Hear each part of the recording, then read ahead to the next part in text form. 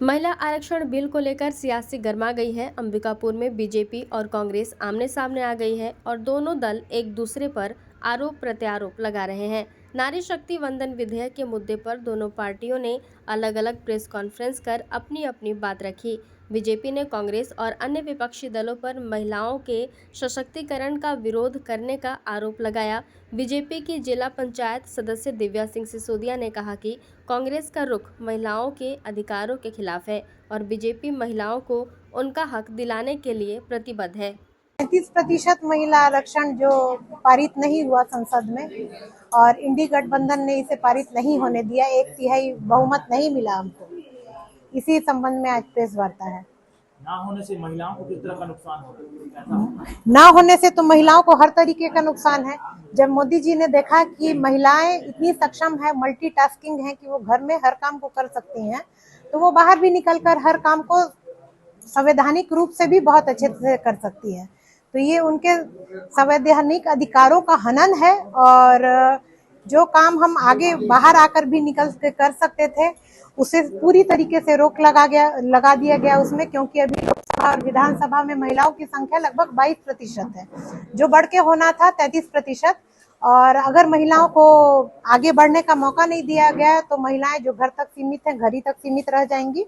और चूंकि ये सरकार का या हम सभी का मातृशक्ति का एक बहुत बड़ा सोच था कि हमको अधिकार मिले, अधिकार के साथ साथ वो सम्मान भी मिले।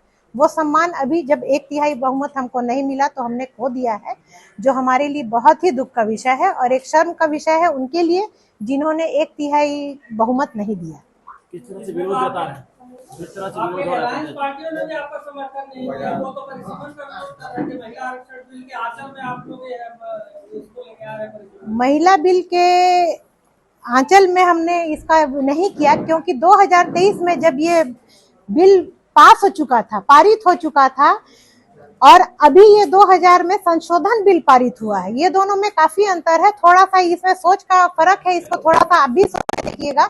2023 में ये पास हुआ था, तभी मोदी सरकार गणना होता है। 10 वर्ष में जब जनगणना होगा तो परिसीमन होगा, परिसीमन होगा तो सीटें भी बढ़ेंगी। उस समय इसको इसलिए लागू नहीं किया गया था क्योंकि सीटें कम थी उस समय। 500 राजनीतिक लाभ लेने की कोशिश नहीं थी ये, क्योंकि अभी लोकसभा और राज्यसभा का चुनाव होना है 2027 और 2028 में। तो लोकसभा और राज्यसभा का चुनाव होगा। जब इसको अभी हम पारित करेंगे, अभी कोशिश करेंगे परिसीमन और जनगणना के बाद, तभी तो लाभ हमको मिल पाएगा। अभी 830 सीट हो जाएगी, पहले 543 थी 2023 में, अभी 823 सीट हो जाएगी। तो 823 में तो हमको ज्यादा फायदा मिलेगा ना 33% महिला आरक्षण का। लोकसभा तो 2029 में है,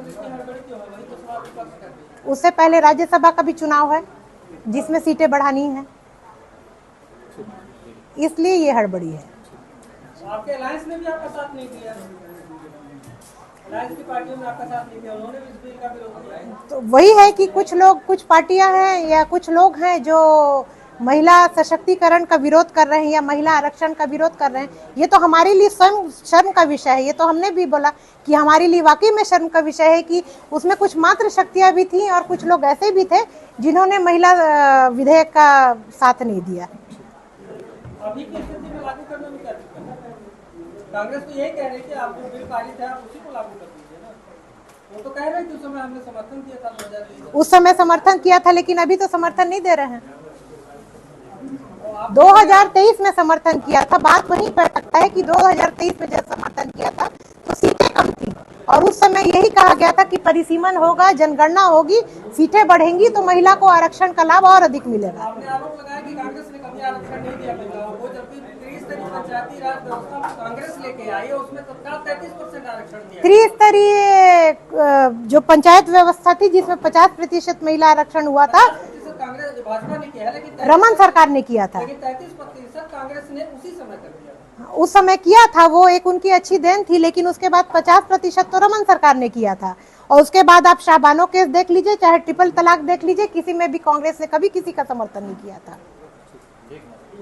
वहीं कांग्रेस ने बीजेपी के आरोपों पर पलटवार करते हुए कहा कि पार्टी महिला आरक्षण बिल के खिलाफ नहीं है। कांग्रेस की पूर्व विधायक अंबिका सिंहदेव ने स्पष्ट किया कि उनकी मांग मौजूदा सीटों पर तत्काल आरक्षण लागू करने की है।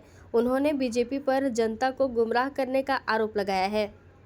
कांग्रेस पार्टी पर भाजपा ये आरोप लगा रही है कि कांग्रेस महिला विरोधी पार्टी है। वो शायद ये भूल गए हैं कि अभी तक चाहे वो पंचायत लेवल पे हो, चाहे नगरीय निकाय लेवल पे हो, आरक्षण जो महिलाओं को दिया गया है वो कांग्रेस द्वारा ही दिया गया है। और कांग्रेस कहीं पर भी महिला बिल का विरोध नहीं कर रही है। अगर महिला बिल का विरोध कांग्रेस कर रही होती तो सितंबर 2023 में महिला बिल पास नहीं हो पाता।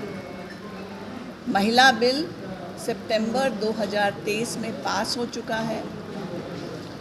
उस पे हमारे प्रेसिडेंट के हस्ताक्षर हो चुके हैं और आज की तारीख में जिस बिल का विरोध कांग्रेस और विपक्ष कर रही है वो महिला बिल के आड़ में भाजपा जो डिलिमिटेशन परिसीमन का बिल पास कराने की कोशिश कर रही थी उसका विरोध कर रही है।